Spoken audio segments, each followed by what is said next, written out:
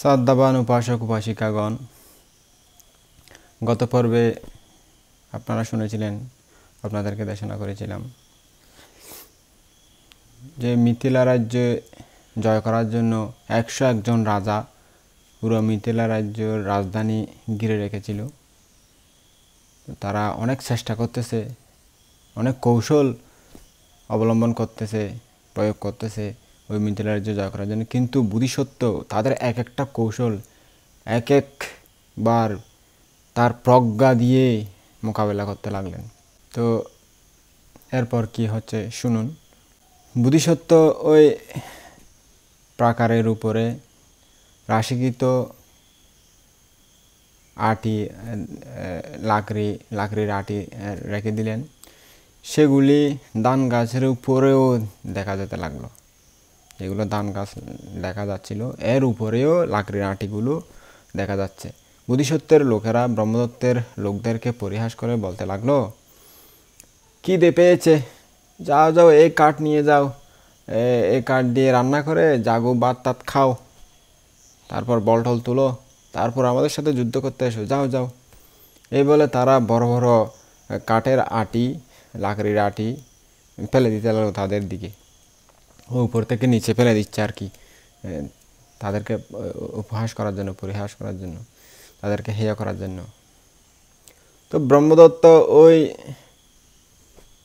প্রাকারের ওয়ালের উপরে দেখতেছে।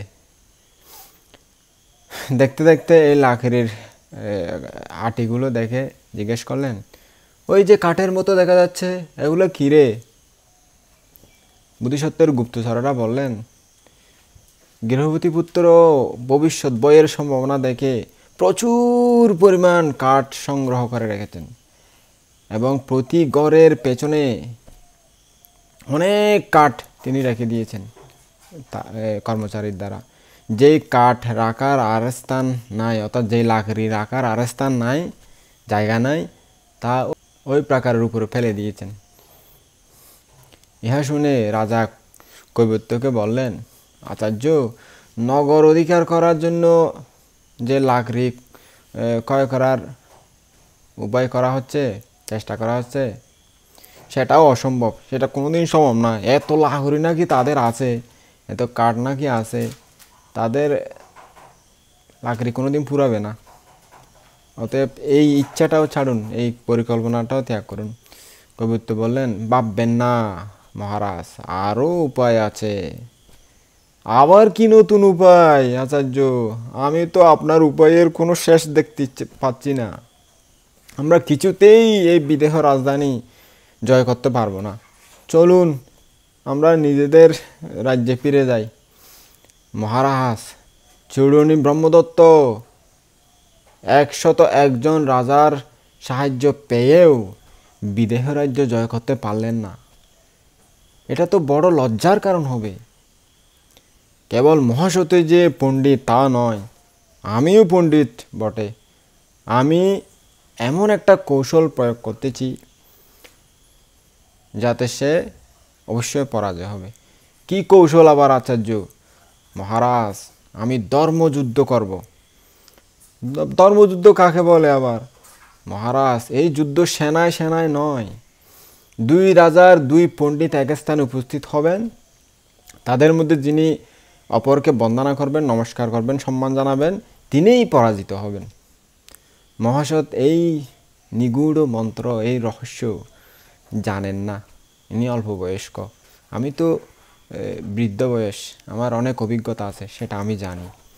তিনি আমাকে দেখে নিশ্চয়ই প্রণাম করবেন, নমস্কার করবেন, সম্মান জানাবেন, তাতেই বিদেহরাজ পরাজিত হবেন। আমরা বিদেহরাজকে এইভাবে পরাজিত করে নিজের নগরে ফিরে যাব। এতে আমাদের লজ্জার কোনো কারণও থাকবে না। মহারাজ, এরই নাম ধর্মযুদ্ধ।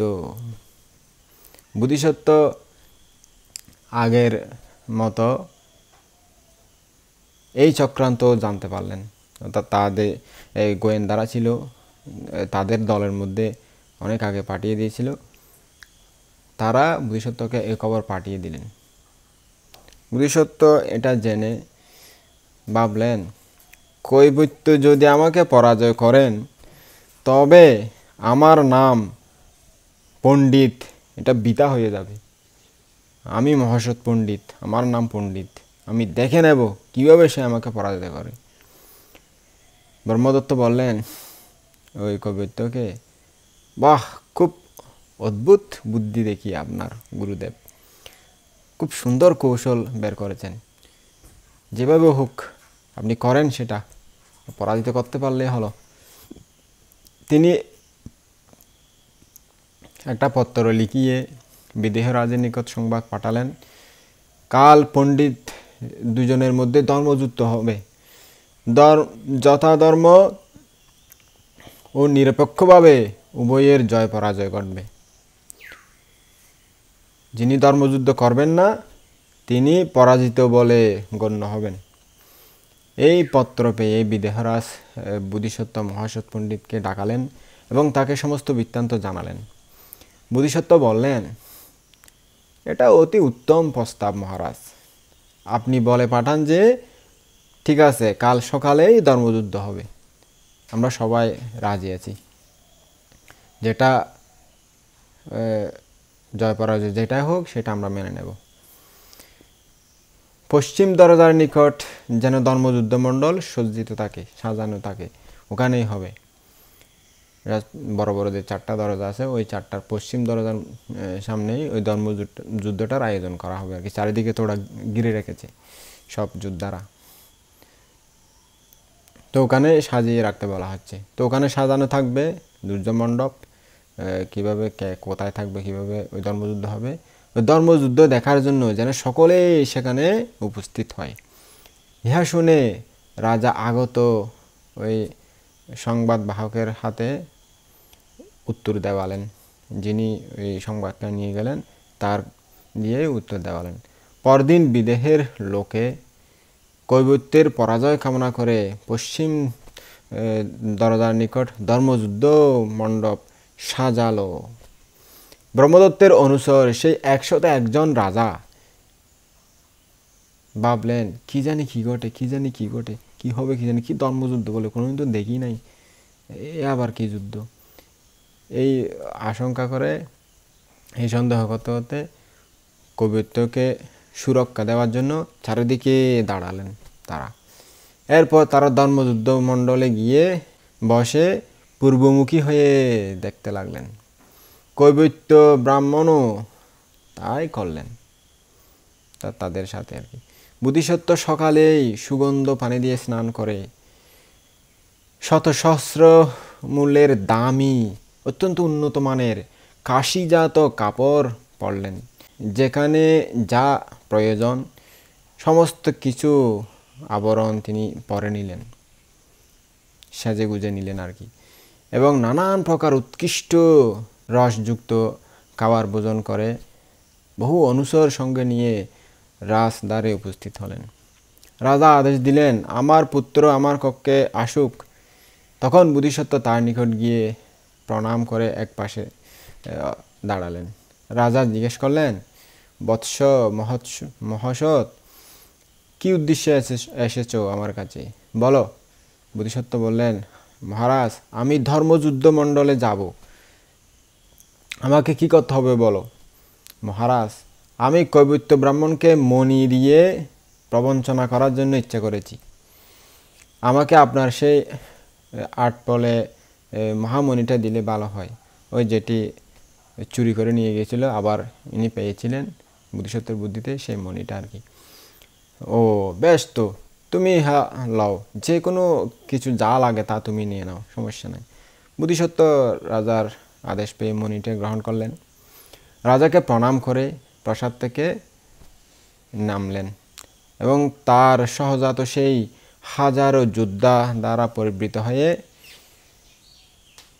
90,000 মুদ্রা মূল্যের সমস্ত সাদা বর্ণের উন্নত মানের গোড়া দিয়ে সাজানো রথে উঠলেন এবং ওই সকালবেলায় নগরদ্বারে উপস্থিত হলেন, যেখানে ধর্মযুদ্ধ হওয়ার কথা ছিল। তো এখনই আসবেন, এখনই আসবেন, এখনই আসবেন, এই মনে করে কৈবত্য তার বোধিসত্ত্ব যে পথে আসবেন সে পথে থাকিয়েছিলেন। আসতেছে মনে হয়, আসতেছে মনে হয়, আসতেছে, এই এখন আসবে। তবে মাথা তুলতে তুলতে তার মাথাটা যেন ওই গর্দানটা লম্বা হয়ে গিয়েছিল। রোদে তার শরীর পুরো ঘেমে অবস্থা কাইল হয়ে গিয়েছিল। তো বহু অনুসর প্রবৃত হয়ে বোধিসত্ত্ব উদ্বেলিত সমুদ্রের মতো কেশরীর ন্যায় নির্ভয়ে এবং উৎফুল্ল মনে দেহে নগর দ্বার উদ্ঘাটন করিয়ে নগরের বাইরে গেলেন। অর্থাৎ বিশাল দরজা, সেটা খুলতে হয় অনেক কষ্ট করে, বহুজন মিলে খুলতে হয়। তখন দরজাগুলো অনেক শক্তপোক্ত ছিল আর কি, বাইরে রাজা যাতে আক্রমণ করতে না পারে। তো ওই দরজাটি খুলে বের হলেন আর কি। রথ থেকে নেমে কেশর বিক্রমে হেঁটে অগ্রসর হতে লাগলেন। তার অলৌকিক রূপ দেখে ব্রহ্মদত্তের অনুচর সেই 101 রাজা হাজার হাজার বার উচ্চস্বরে বলতে লাগলেন, ওহো, ইনি বুঝি শ্রীবর্ধন শ্রেষ্ঠীর পুত্র, সেই মহাসৎ পণ্ডিত, যিনি প্রজ্ঞা বলে জম্বুদ্বীপে অদ্বিতীয়, যার ক্ষমতায় আমরা এতগুলো সৈন্য নিয়ে গিরলেও এই রাজ্য জয় করতে পারতেছি না। অসুরগণ প্রবৃত শক্রের মতো অনুপম শ্রীসম্পন্ন মহাসৎ সেই মণি হাতে নিয়ে কৈবর্তের সামনে দাঁড়ালেন। তাকে দেখে কৈবর্ত আর নিজের স্বাভাবিক অবস্থায় থাকতে পারলেন না। তিনি একটু আগু বাড়িয়ে বললেন, পণ্ডিত মহাসৎ, আমরা দুজনেই পণ্ডিত। আমি তোমার নিকট এতকাল এসে অবস্থান করতেছি, এর মধ্যে তুমি একদিনও আমাকে যেন কোনো উপহারেই দিলে না। ইহা না করার কারণ কি বলো তো? আমি তোমার বয়সে বড় না, মুরব্বী মানুষ না? মহাসৎ বললেন, পণ্ডিত বর, আমি আপনার উপযুক্ত উপহার খুঁজতেছিলাম। খুঁজতে খুঁজতে আজকেই মাত্র আপনার সবচেয়ে ভালো উপহার কি হবে এই চিন্তা করতে করতে এই মণিটা পেয়েছি। তাই আজকে যখন পেয়েছি, আজকেই আপনাকে উপহার দিতে এসেছি আর কি। দয়া করে এটি আপনি নিন। তো পৃথিবীতে এর তুল্য অন্য কোনো মণি নাই, এটা অনেক মূল্যবান। এটা স্বর্গ থেকে রাজবংশের একটা রাজাকে আগে দিয়ে গিয়েছিলেন। তো মহাসদের হাতে সেই জাজ্জল্যমান জিগজিগ জ্বলতেছে এরকম মহামণি দেখে কৈবর্ত ভাবলেন, সত্যি সত্যি বুঝি আমাকে এই মণিটা দান করতে ইচ্ছে করেছে মহাসৎ পণ্ডিত। বেশ, তো উহা আমায় দাও দাও, এই বলে তিনি হাতটি বাড়িয়ে দিলেন। বোধিসত্ত্ব বললেন, এই যে নিন নিন, গ্রহণ করুন, নিন। এই মণিটা কৈবর্তের ওই প্রসারিত হাতের এভাবে দিয়েছে, ওইখানে আঙ্গুলের মধ্যে ফেলে দিলেন, এভাবে এইখানে আঙ্গুলের মধ্যে দিয়ে দিলেন, এভাবে দিয়ে দিলেন বোধিসত্ত্বকে, এখানে পড়ল। তো ব্রাহ্মণ আঙ্গুলের আগা দিয়ে সেই ভারী মণিটি রাখতে পারলেন না, হঠাৎ এভাবে পড়ে গেল আর কি। এই পড়ে গিয়ে আবার গড়িয়ে গড়িয়ে বোধিসত্ত্বের ওখানে চলে গেল। তো ব্রাহ্মণ ওই মণিটি পাওয়ার লোভে উহা ধরতে গিয়ে বোধিসত্ত্বের পায়ের নিচে এরকম অবনত হয়ে গেলেন।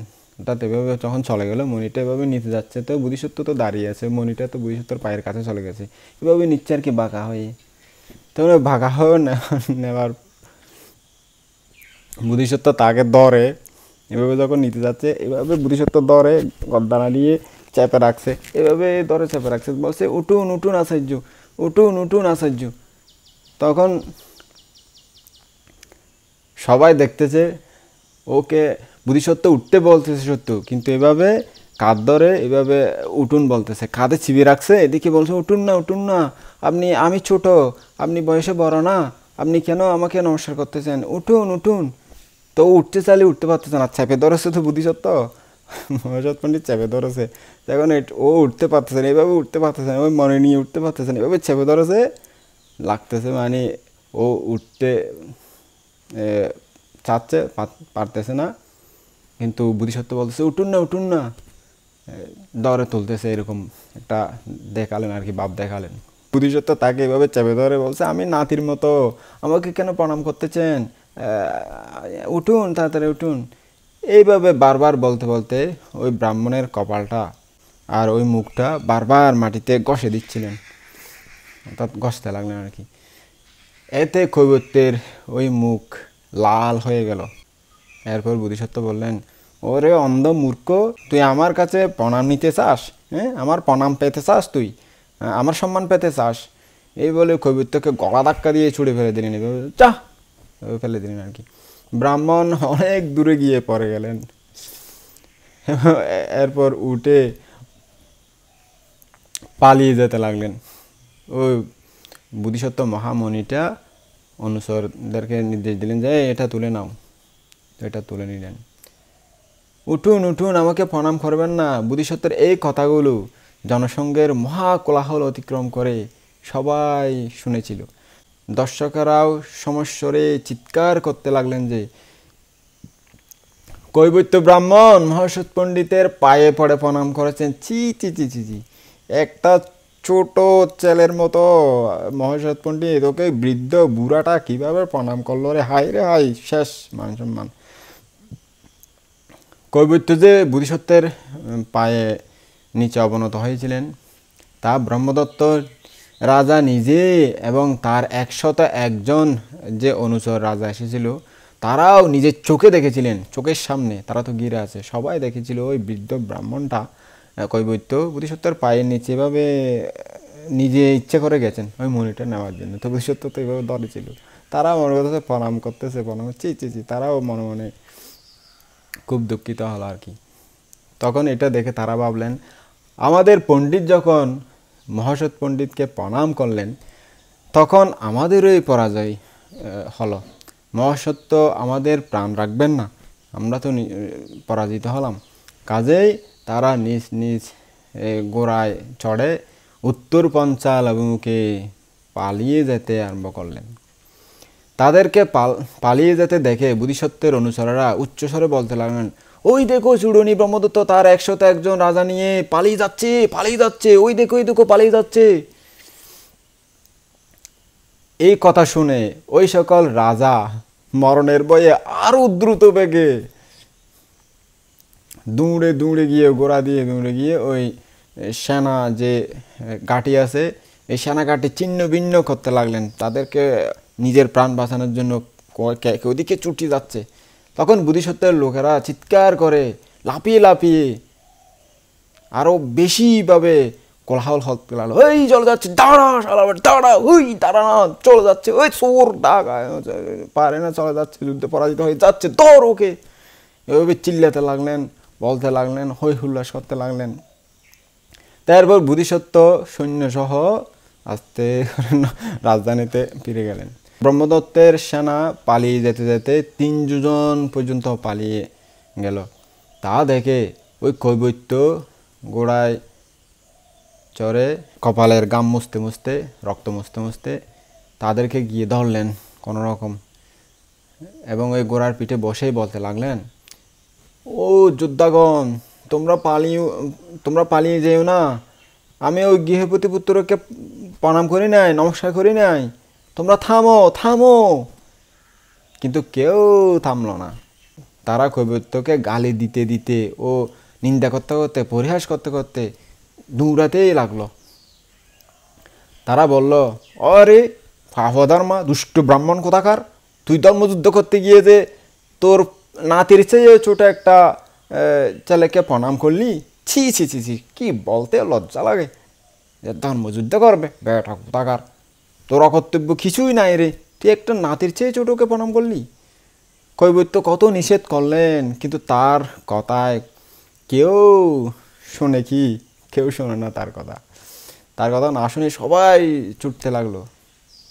কৈবত্য তখন দ্রুত বেগে ঘোড়া চালিয়ে সেনার মাঝখানে গিয়ে বললেন, ও হে, তোমরা আমার কথা বিশ্বাস করো, আমি তাকে প্রণাম করি নাই। সে মহামুনির লোভ দেখিয়ে আমাকে প্রবঞ্চনা করেছে, আমাকে ঠকিয়েছে।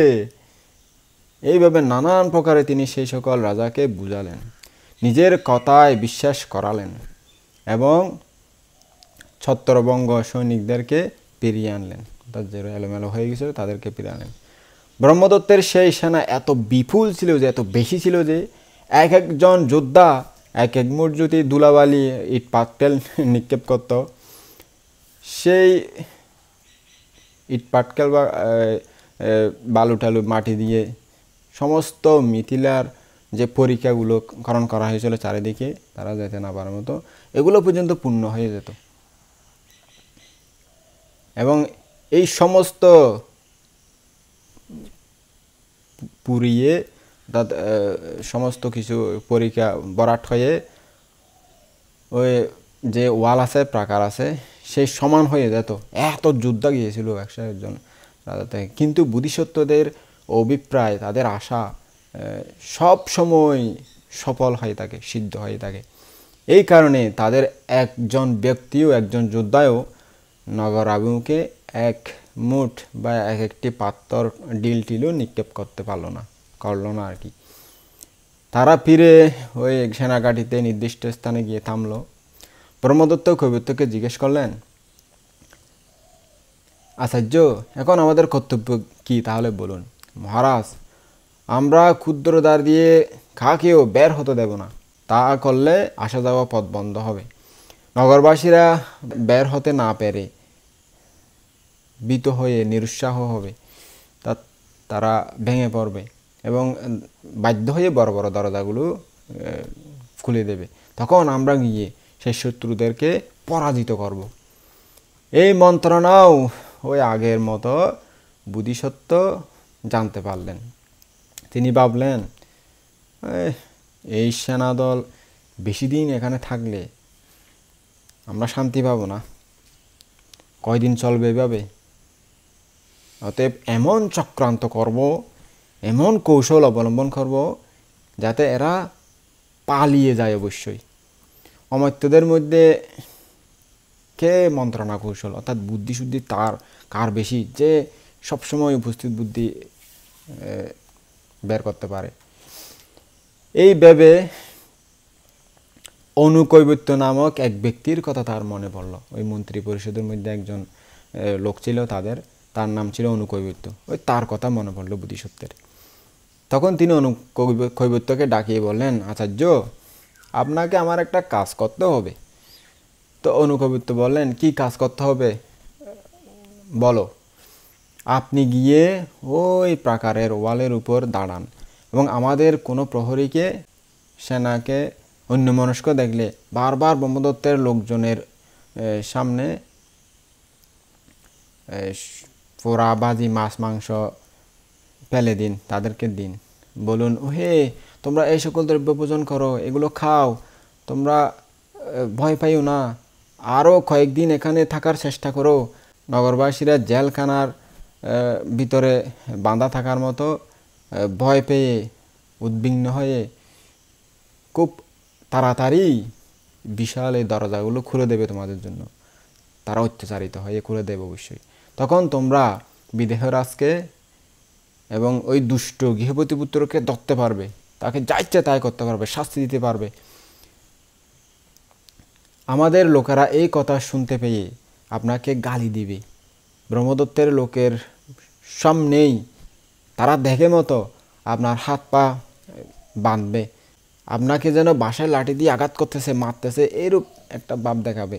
মারবেও কিছু কিছু, আপনি ব্যথা ট্যাথা একটু পাবেন, কিন্তু আপনাকে কিছু লাঠির আঘাত টাঘাত এগুলো একটু সহ্য করতে হবে।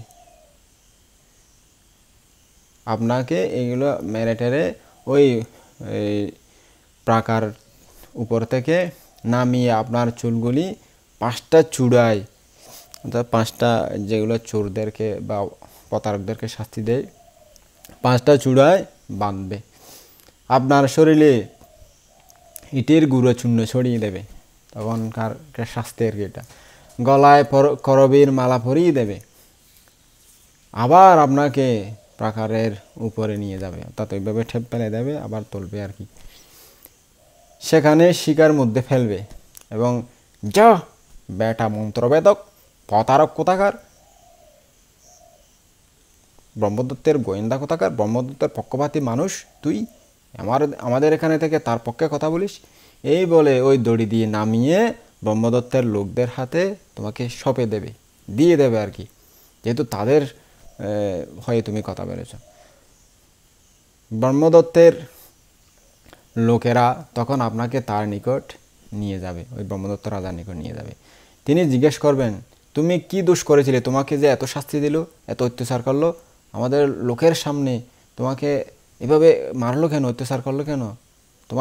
তোমার গায়ে সব বাঁশের আঘাতের চিহ্ন, একটু চামড়া টামড়াও ছিঁড়ে গেছে, একটু ফুলে লাল হয়ে গেছে, তোমার কি কি মার দিল রে? তখন আপনি উত্তর দেবেন, মহারাজ, আমি আগে যথেষ্ট সম্মানভাজন ছিলাম, কিন্তু আমি মন্ত্রবেদক, তাদের কথাগুলো আমি বাইর করে দিতাম, বলে দিতাম, আপনাদের পক্ষ অনুভক্ত হয়েছিলাম। এই সন্দেহে রাগান্বিত হয়ে ওই গৃহবতী পুত্রটা রাজাকে বলে, আমার সব কিছু কেড়ে নিয়েছে, আমার ধন সম্পদ, টাকা পয়সা, ঘর বাড়ি সব কিছু কেড়ে নিয়েছে, আমার সব কিছু লুট করে ফেলেছে। ওই গৃহপতি পুত্রের মাথাটা যাতে মহারাজের পায়ে এনে দিতে পারি, সেই উদ্দেশ্যে আপনার লোকজন অধীর হয়েছে দেখে ভয় পেয়ে আমি তাদেরকে কিছু খাদ্য ভোজন দিয়েছিলাম। এই অপরাধে এবং আগের শত্রুতা ভাব মনে রেখে ওই গৃহপতি পুত্র আমার যেই দুর্দশা করেছে, যেই সর্বনাশ করেছে, যে অবস্থা করেছে, যেই অত্যাচার করেছে, যে মার দিয়েছে আমাকে, তার সমস্তই আপনার লোকেরা জানে।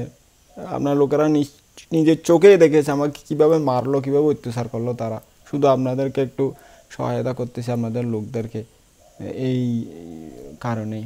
এইভাবে এবং আরও অন্যান্য অনেক উপায়ে আপনি ব্রহ্মদত্ত রাজার বিশ্বাসভাজন হবেন, অর্থাৎ তার মন জয় করে নেবেন।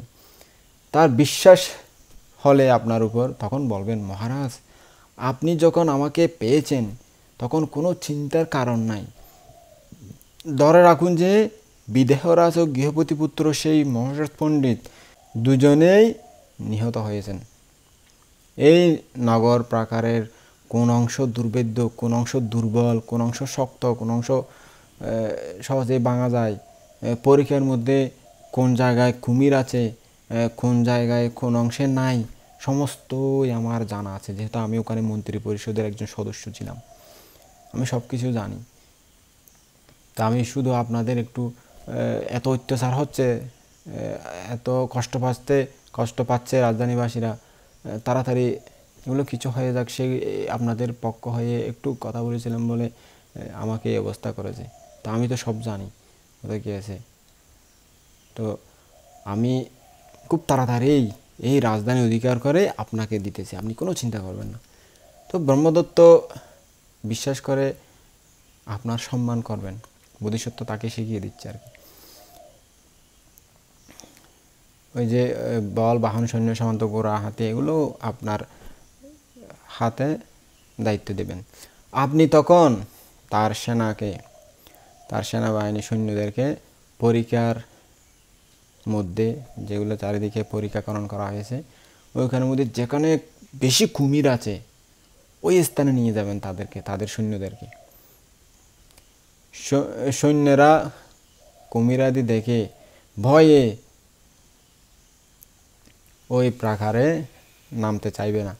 তখন আপনি বলবেন, মহারাজ, গৃহপতি পুত্র আপনার সেনা হাত করে নিয়েছে। 101 রাজা এবং কৈবর্ত প্রভৃতি আপনার অনুচরদের মধ্যে এমন কেউ নাই যে যিনি গৃহপতি পুত্রের নিকট হতে ঘুষ নেন নাই। এরা আপনাকে ঘিরে আছে বটে, কিন্তু প্রকৃতপক্ষে সবাই ওই গৃহপতি পুত্রের বশ্যতাপন্ন, তার মানুষ সবগুলো তার কাছে বিক্রি হয়ে গেছে। শুধুমাত্র আমি একা আপনার অনুগত সেবক। আমার কথা যদি বিশ্বাস না হয় মহারাজ, তবে সকল রাজাকে আদেশ দিন যে তারা যেন নিজ নিজ আবরণ অলঙ্কারগুলো পরে আপনার সামনে উপস্থিত হয়। গৃহপতি পুত্র তাদেরকে নিজের নামাঙ্কিত যেই সকল অলঙ্কারাদি, কর্কাদি, পাদুকাদি দিয়েছিলেন, সেগুলো দেখলে আপনার সন্দেহ দূর হয়ে যাবে আমি সত্য বলছি নাকি মিথ্যা বলছি। আপনি এইভাবে বললে রাজা তাই করবেন। আমি যেগুলো দিয়েছি তাদেরকে তা দেখে আপনার কথা নিঃসন্দেহ মনে বিশ্বাস করবেন তিনি, এবং ভয় পেয়ে রাজা ওই সকল লোকদেরকে বিদায় দিবেন। এরপর তিনি আপনাকে জিজ্ঞেস করবেন, এখন আমার কি কর্তব্য, কিভাবে করা উচিত, তোমার কথায় বিশ্বাস করো, বলো। আপনি তখন বলবেন, মহারাজ, গৃহপতিপুত্র বহু মায়া জানে, আপনি যদি আর কিছুদিন এখানে থাকেন তবে সে আপনার সমস্ত সেনায় হাত করে আপনাকে বন্দি করে নিয়ে যাবে, কষ্ট দেবে, নির্যাতন করবে। অতএব সময় ক্ষেপণ না করে আজকে ভোর সকালেই ঘোড়ার পিঠে চড়ে পালিয়ে যান, পরের হাতে যেন আমাদের মরণ না হয়। আপনার কথায় রাজা তাই করবেন। সে যখন পালিয়ে যাবে তখন আপনি ফিরে এসে আমাদেরকে খবর দেবেন। ইহা শুনে ওই অনুকূবত্য ব্রাহ্মণ বললেন, পণ্ডিতবর, আপনি উত্তম উপায় স্থির করেছেন, খুব ভালো বুদ্ধি বের করেছেন। আপনার বুদ্ধির আসলে তুলনা হয় না। এতগুলো রাজার সাথে আপনি একাই লড়াই করতেছেন। আরে বাহ, ঠিক আছে ঠিক আছে, আমি আপনার আদেশ পালন করতেছি। তবে আচার্য অনুকবিত্ত মহোদয়, আপনাকে কিছু একটু মাইরটার সহ্য করতে হবে আর কি, এটা তো বুঝতেছেন। আর হে মহাসৎ পণ্ডিত, আপনি আমার প্রাণটা এবং আমার হাত পা চারটা বাদে আর যা ইচ্ছে তাই করেন, ইচ্ছে মতো মারুন টারুন চিড়ুন, কোনো আপত্তি নেই, কিন্তু আমারকে প্রাণে মারবেন না আর আমার হাত পাগুলো ডাইরেক্ট সরাসরি কেটে ফেলবেন না, তাইলে হবে। ও ঠিক আছে, না না এরকম করবো না, যা অল্প স্বল্প মারতে সহ্য করতে হবে আর কি, তাদেরকে বিশ্বাস করানোর জন্য। ঠিক আছে, পারবো পারবো। তো এরপর বুদ্ধিসত্ত্ব ওই অনুকবত্যের ঘরে তার যে পরিবার ছিল, স্ত্রী পুত্র এবং আত্মীয় স্বজন, তাদেরকে অনেক কিছু দান করলেন, মহা সম্মানিত করলেন, সব কিছু দিলেন আর কি, পরিপূর্ণভাবে ধন সম্পদ দিলেন। তো এগুলো দেখে ওই অনুকবিত্য অনেক খুশি হলেন, তার যাতে বেইমানি না করে আর কি। ওই যেভাবে বলা হয়েছে সেইভাবে তাকে মারালেন তার সৈন্য দিয়ে, এবং দড়ি দিয়ে ওই এখানে নিচে নামিয়ে দিলেন, ওই ব্রহ্মদত্তের লোকদেরকে দিয়ে দিলেন আর কি, তাদের হাতে দিয়ে দিলেন। ব্রহ্মদত্ত অনুকবিত্যের পরীক্ষা করে তার কথা বিশ্বাস করলেন, তার প্রতি সম্মান দেখিয়ে তাকে সেনা পরিচালনের ভার দিয়ে দিলেন। তা তিনি যা বলবেন, যেভাবে বলবেন, সৈনিকেরা যেন তাই করে, সেভাবে সবাইকে নির্দেশ দিয়ে দিলেন। তিনিও যোদ্ধাগণকে ওই যেখানে বেশি বড় বড় কুমির আছে সেরকম স্থানে নামিয়ে দিলেন। যারা প্রথমে নামলো তারা কুমির যে বড় বড় আছে সে কুমিরের খাবার হয়ে গেল, কুমিরের পেটে চলে গেল। কুমির এমনভাবে তাদেরকে আক্রান্ত করলো, সবাইকে কুমির খেয়ে ফেললো। এবং ওই অট্টালোকের মধ্যে, অর্থাৎ ছোট ছোট পিলার দিয়ে যেগুলো উপরে উপরে সৈনিক থাকার যে ঘর ছিল, ওইরকম অট্টালোক বলা হয়, ওখান থেকে লোকেরা তাদেরকে তীর ধনুক বল্লম টল্লম দিয়ে আঘাত করে, কত বিক্ষত করে তাদেরকে একদম নিহত করলো, মেরে ফেললো। এটা দেখে আর কেউ ভয়ে ওই স্থানে যেতে পারলো না, তার ভয়ে আর কেউ নামলো না। সবাই যারা নামতেছে তারা শেষ হয়ে যাচ্ছে, নাহলে সৈন্য মারতেছে, নাহলে কুমিরেরা খেয়ে ফেলতেছে, এটা ভয়ে আর কেউ নামলো না আর কি। তখন অনুকবিত্ত ব্রহ্মদত্তের নিকট গিয়ে বললেন, মহারাজ, আপনার হিতের জন্য যুদ্ধ করবে, আপনার রাজ্য জয় করার জন্য, আপনার ইচ্ছে মতো যেটা চান সেটা জয় করার জন্য আপনার পক্ষ হয়ে যুদ্ধ করবে, এমন লোক তো কেউ নাই। এরা সকলেই ঘুষ পেয়ে বিপক্ষের বশীভূত হয়েছে। যদি আমার কথা বিশ্বাস না হয়, রাজাদেরকে ডাকিয়ে তাদের পরা কাপড় চোপড় এবং অলঙ্কারের মধ্যে অঙ্কিত অক্ষরগুলি দেখেই বুঝবেন, আপনি দেখুন না। রাজা তাই করালেন, এবং সবার কাপড়ের মধ্যে বোধিসত্ত্বের নাম অঙ্কিত আছে, নাম অক্ষর লেখা আছে। ইহা দেখে তিনি স্থির করলেন তারা সত্যি সত্যিই ঘুষ নিয়েছেন, এবং শুধু আমার সামনে নাটক করতেছে, বাস্তবে তারা সকলেই বোধিসত্ত্বের লোক। তারপর তিনি জিজ্ঞেস করলেন, এখন আমার কি কর্তব্য তাহলে আচার্য? আপনি তো সত্যিই বলেছেন, দেখতেছি আপনার কথা তো একদম 100% সত্যি। আমি তো কি মনে করেছিলাম, ভিতর ভিতর কি হচ্ছে? তো অনুকবিত্ত বললেন, মহারাজ, অন্য কর্তব্য কিছু নাই।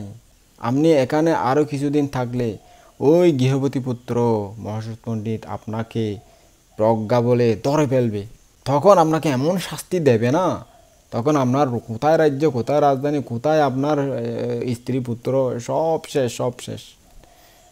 তখন রাজা বলেন, সত্য বটে, আচার্য কবিত্ব আঘাতের চিহ্ন নিয়ে বেড়াবেন, কিন্তু তিনিও ঘুষ নিয়েছেন।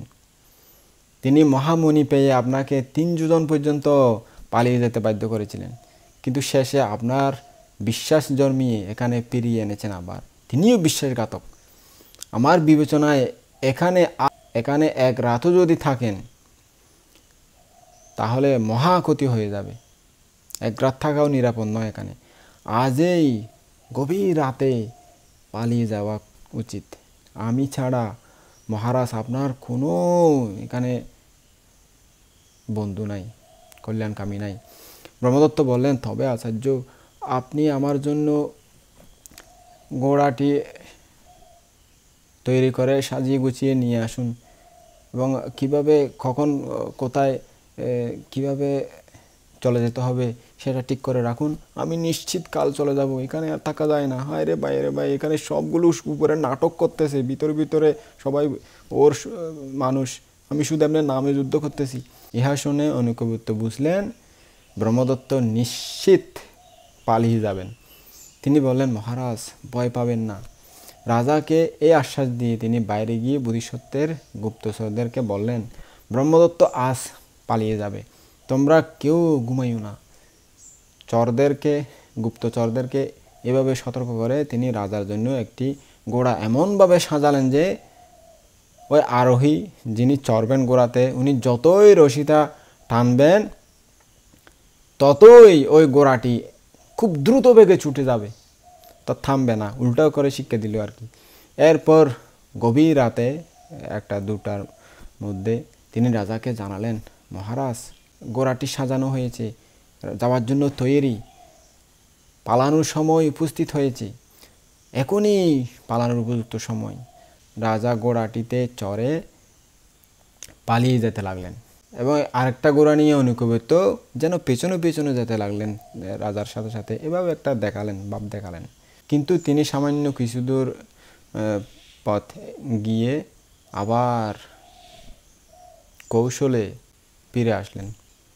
তো ওই রাজা যখন চলতেছে তখন পিছনে দেখতেছে না, কাউকে দেখতেছে না, দেখে ওই ঘোড়াটি দাঁড়ানোর জন্য রশিটি টানতেছে দাঁড়ানোর জন্য, কিন্তু ওই ঘোড়াটি উল্টো দৌড়তেছে। যত দাঁড়ানোর জন্য টানে তত বেশি দৌড়ে যায়। ও উল্টাভাবে শিক্ষা দেওয়া হয়েছিল যে সেটা আরও জোরে সোরে দৌড়ে যাচ্ছে। তো এদিকে অনুকবিত্ত সেনার মধ্যে ঢুকে চিল্লাতে বলতে লাগলেন, এই চূড়ানী ব্রহ্মদত্ত পালিয়ে গেছে, চূড়ানী ব্রহ্মদত্ত পালিয়ে গেছে, তোমরা সবাই কে কোথায় আছো, জাগো। তো গুপ্তচরেরাও নিজের অনুচরদের সাথে এইভাবে বিশালভাবে চিৎকার করতে লাগলেন। 101 রাজা ভাবলেন, মহাসত পণ্ডিত নগরের দরজা খুলে বের হয়েছেন মনে হয়, তিনি তো এখন আমাদের প্রাণ রাখবেন না, হায় রে হায়। এই চিন্তায় তারা এমন ভয় পেলেন যে নিজের ব্যবহৃত যে কাপড় চোপড় এবং অন্যান্য জিনিসপত্র ছিল সেই দিকে পর্যন্ত না তাকিয়ে যেদিকে পারলো তাড়াতাড়ি ঘোড়া নিয়ে পালিয়ে গেল। তা দেখে বোধিসত্ত্বের লোকেরা আরও চিল্লাতে লাগলো, বলতে লাগলো, রাজারাও পালিয়ে গেলেন, রাজারা সবাই পালাচ্ছে রে, এই রাজারা পালিয়ে যাচ্ছে, হই হয়। ওই চিৎকার শুনে দরজার পাশে যে উচ্চ দাঁড়াটা লোকে সৈন্য ছিল তারাও চিল্লাতে লাগলেন, গর্জন করতে লাগলো এবং ক্ষমতা দেখাতে লাগলো, এই পালিয়ে গেছে, এই দাঁড়াও, ধর চোর বেটাকে। এইভাবে সবাই যখন চিল্লাতে লাগলো চারিদিকে, ওই সময় যেন পৃথিবী পেটে যাচ্ছে, সমুদ্র যেন সংক্ষুব্ধ হলো, আলোড়িত হচ্ছে। তখন সমস্ত নগরের বাইরে এবং ভেতরে এমন কোলাহল, এমন চিল্লাচিল্লি, এমন আওয়াজ শোনা যাচ্ছে যে আর কিছুই শোনা যাচ্ছে না, শুধু এই আওয়াজই শোনা যাচ্ছে। ব্রহ্মদত্তের সেই 18 অক্ষুণী সেনা, অর্থাৎ বিশাল সেনাবাহিনী, এই কোলাহল, এই চিল্লাচিল্লি শুনে বলে উঠল, মহোষধ নাকি পঞ্চাল রাজকে এবং তার 101 রাজাকে এবং তার যে অনুচর ছিল তাদের সবাইকে বন্দী করে ফেলেছেন। তারা মরণের ভয়ে ভীত হলো এবং নিজেদেরকে নিতান্ত অসহায় মনে করে কোমরের কাপড় পর্যন্ত ফেলে রেখে এমন দৌড় দিল, এর কারণে সমস্ত সেনাঘাটি শূন্য হয়ে গেল। অর্থাৎ একটা কিছু জিনিস পর্যন্ত নেওয়ার সময় পায়নি, ভয়ে ডরে সবাই পালিয়ে গেল আর কি। কারণ সবাই রাজারা পালিয়ে যাচ্ছে, দেখতে পারতেছে না, পালাচ্ছে, চিল্লাচিল্লি শোনা যাচ্ছে, নিশ্চয়ই ধরে ফেলেছে, নিশ্চয়ই পালাই, আমি জীবন নিয়ে পালাই, এভাবে পালাচ্ছে আর কি। তীর ধনুক জিনিসপাতি সব তারা ফেলে রেখে চলে গেল, নিজের কাপড় চোপড় পর্যন্ত নিয়ে যেতে পারে না, এই সময়ে পায়নি। তো কেউ আর নাই, সব শূন্য হয়ে গেছে। চূড়ামণি ব্রহ্মদত্ত 101 রাজার সঙ্গে নিজের রাজধানীতে গিয়ে উপস্থিত হলেন। এদিকে পরদিন বিদেহের সৈনিকেরা বিশাল বিশাল নগর দরজাগুলি খুলে বের হলো এবং ওই শত্রু সেনাঘাটিতে অনেক ব্যবহার্য দ্রব্য, অনেক অনেক জিনিস, অনেক খাওয়ার দাওয়ার, পোশাক আশাক, অনেক দামি দামি অনেক জিনিস দেখতে পেল। তারা বোধিসত্ত্বকে জিজ্ঞেস করে পাঠালো, মহাশয়, আমরা এই সকল জিনিসপত্র কি করব, কিভাবে এগুলো করলে ভালো হয়? অনেক জিনিস তো ফেলে রেখে চলে গেছে তারা, সেনাঘাটি শূন্য, কিন্তু অনেক জিনিস, কাপড় চোপড়, অনেক দামি দামি জিনিস, ব্যবহার্য জিনিস, খাওয়ার জিনিস, এগুলো কি করব? তো বোধিসত্ত্ব বললেন, শত্রুরা যে সকল জিনিস ফেলে গেছে তা আমাদেরই পাওয়ার যোগ্য, অর্থাৎ আমরাই পাবো। রাজাদের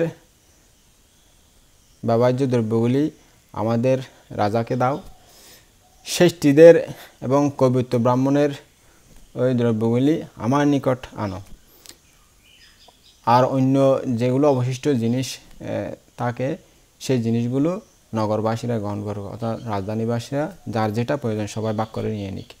শত্রু শিবিরে বিদেহ রাজ্যবাসীরা এত দামি দামি জিনিস পেল যে সেগুলো রাজধানীতে বহন করে নিয়ে যেতে প্রায় 15 দিন সময় চলে গেল।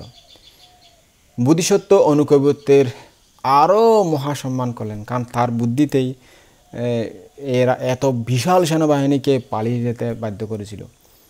তো আগে তো সম্মান করেছিল, আসার পরে আরও সম্মানিত করলো, আরও পুরস্কৃত করলো তাকে, কারণ একটা মাইদ্যর খেয়েছে তো বেচারা, একটা সম্মানিত মানুষ হয়ে মন্ত্রী পরিষদের সদস্য হয়েও মাইদ্যর একটু খেয়েছি। কত কৌশল দেখো, এটা হলো রাজনীতি, এটা হলো রাজনীতির কৌশল, পলিটিক্স আর কি এটাকে বলে। তো ওই সময় থেকে মিথিলাবাসীরা প্রচুর সোনাদানার মালিক হয়েছিল, তাত অনেক সোনাদানা রাজারা ফেলে গিয়েছিল, সে কারণে অনেক জিনিস পেয়েছিল সোনার। তারপর থেকে নাকি বেশি ধনী হয়ে গিয়েছিল ওই মিথিলা রাজ্যবাসীরা।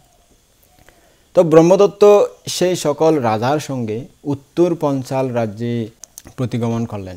এর 1 বছর পরে একদিন কৈবত্য আনায় মুখ দেখার সময় কপালে সেই বোধিসত্ত্বের দেওয়া ক্ষত চিহ্নটি দেখে ভাবলেন, ইহা সেই গৃহপতিপুত্রের কাজ, আমাকে এত কষ্ট দিয়েছে, আমার দাগ এখনো রয়ে গেছে, কপালে যে ঘষে দিয়েছে মাটিতে, সেই আমাকে এতগুলি রাজার সামনে লজ্জা দিয়েছে।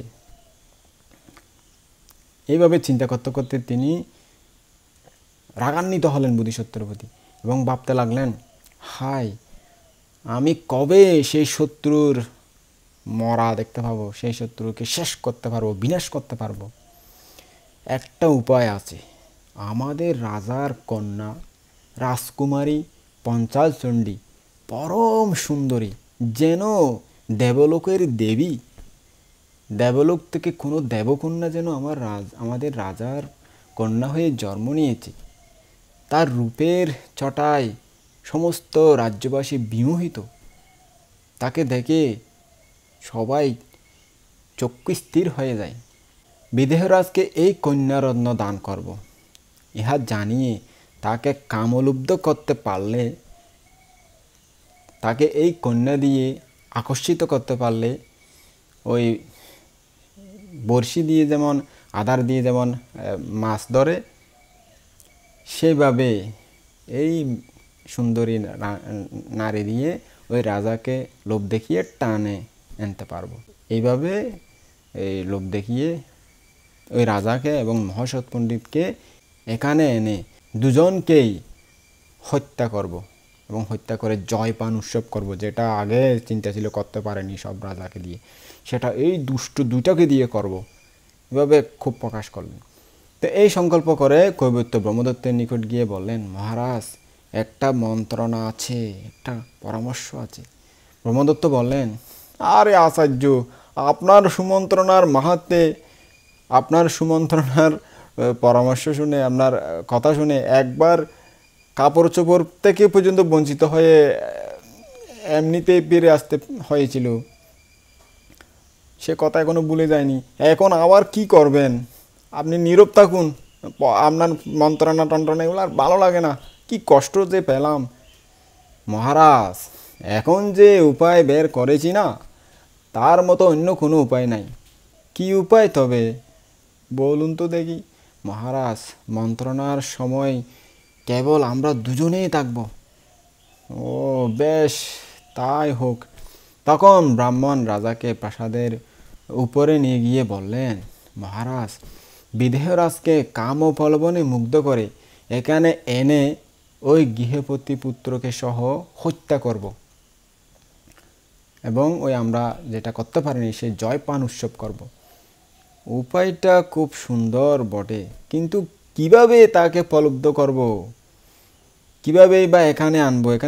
এখানে কি কোনোদিন আসবে তারা? আমরা যেই তাদেরকে ক্ষতি করেছি বা শত্রুতা আছে যে আমাদের সাথে, সেটা তো জানে। মহারাজ, আপনার কন্যা পঞ্চাল চণ্ডী পরম সুন্দরী, যেন কোনো দেবলোকের অপ্সরা। কবিদের দিয়ে তার অলৌকিক রূপ এবং মন মোহিনী হৃদয় জয় করা চাতুর্য ও বিলাস গানের মাধ্যমে প্রচার করতে হবে। লোকেরা মিথিলায় গিয়ে সেই সকল গান গাইতে থাকবে। যখন আমরা জানতে পারবো যে বিদেহরাজ এইরূপ গুণকীর্তন শুনে, এরূপ পঞ্চাল চণ্ডীর রূপের প্রশংসা শুনে পঞ্চাল চণ্ডীর প্রতি আসক্ত হয়েছেন, তাকে পাওয়ার জন্য বিমোহিত হয়েছেন, অধীর হয়েছেন, স্ত্রীরত্ন লাভ করতে না পারলে রাজত্বই বিতা। এত সুন্দরী নাকি, আয় রে হায়, এত সুন্দরী স্ত্রীকে যদি না পাই তখন রাজত্ব করে কি লাভ? তখন আর ভালো লাগবে না। শুধু এই নারীর আকাঙ্ক্ষাতেই, নারীর পাওয়ার ইচ্ছাতেই তার মন ডুবে থাকবে। তখন আমি মিথিলায় গিয়ে বিয়ের দিন ঠিক করে আসব। বিদেহরাজ গিলিত বড়শিতে আটকানো মাছের মতো ওই গৃহপতি পুত্রটিকে সঙ্গে নিয়ে এখানে আসবেন। বড়শিতে যেমন আদার দিয়ে মাছ ধরে, মাছটি ওই খাবারের লোভে বড়শিটা গিলি, কিন্তু ভিতরে আছে আংটাটা, ওই যন্ত্রটা, আলটা, ওটাকে খাবে, খাদ্য বেজে যাবে, আটকে যাবে বড়শিটা, তখন আর ছুটতে পারবে না। তখন আমরা মানুষ যেমন বড়শি দিয়ে তোলে, আমরা এদেরকে টেনে এখানে আনবো, তারপর ইচ্ছা মতো যা ইচ্ছে তাই করবো, তখন আমরা তাকে হত্যা করবো আর কি। তো কৈবর্তের প্রস্তাব শুনে ব্রহ্মদত্ত সন্তুষ্ট হলেন। তিনি বললেন, আচার্য, আপনি অতি উত্তম উপায় বের করেছেন। এভাবে ছাড়া আর কোনো উপায় নাই তাদেরকে আটকানোর। আমি ইহাই অবলম্বন করব। একটা শারিকা ওই ব্রহ্মদত্তের বেডরুমে, অর্থাৎ যে রুমে ঘুমায় ওই রুমে থেকে কখন কী ঘটে তা দেখত। পালিকা, শারিকা আর কি, কথা বলতে পারে, শালিক পাখির মতো আর কি। সে রাজার ওই কৈবর্তের মন্ত্রণা শুনে মনে করে রাখলো, শুনলো আর কি ঘটনাটা সব কিছু। তারপর ব্রহ্মদত্ত সুনিপুণ গায়কদেরকে ডেকে, সুরকার গায়ক এদেরকে ডেকে অনেক পুরস্কৃত করলেন, ধন দান করলেন, টাকা পয়সা দিলেন এবং নিজের কন্যাকে দেখিয়ে বললেন আপনারা এই কন্যার রূপসম্পত্তি বর্ণনা করে একটি গান তৈরি করুন। কবিরা অনেকগুলি অতি মধুর গান বেঁধে রাজাকে শোনালেন, গান তৈরি করে রাজাকে শোনালেন। রাজা তাদেরকে আবার অনেক দান দিয়ে পুরস্কৃত করলেন। এরপর যারা নাচে গেয়ে বিভিন্নভাবে রাজ্যের মধ্যে ঘুরে বেড়ায় তাদেরকে নট বলা হতো। ওই নটদেরকে ওই গান শিখিয়ে জনসমাজের নিকট গাইতে বলল।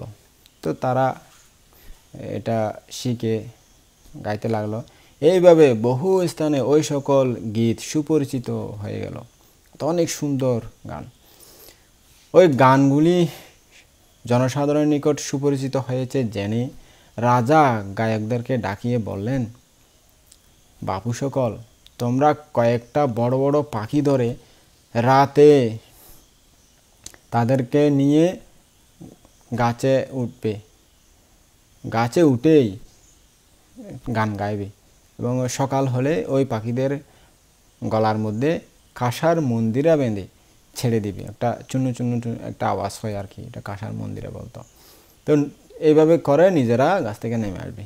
রাজার এই রূপ করানোর ইচ্ছা ছিল যে, কারণ ছিল যে সকলে যেন জানতে পায় দেবতারাও পঞ্চাল চণ্ডীর সৌন্দর্য গাথা গান করতেছেন, তার রূপের প্রশংসা করতেছেন সবাই। এরপর তিনি কবিদেরকে আবার ডাকিয়ে বললেন, সে গায়কদেরকে, জম্বুদ্বীপতলে অন্য কোনো রাজায় পঞ্চাল চণ্ডীর মতো সুন্দরীর কুমারী মেয়ের উপযুক্ত নন, তার স্বামী হবার উপযুক্ত নন। শুধুমাত্র বিদেহরাজই তাকে বিয়ে করার একমাত্র যোগ্য রাজা।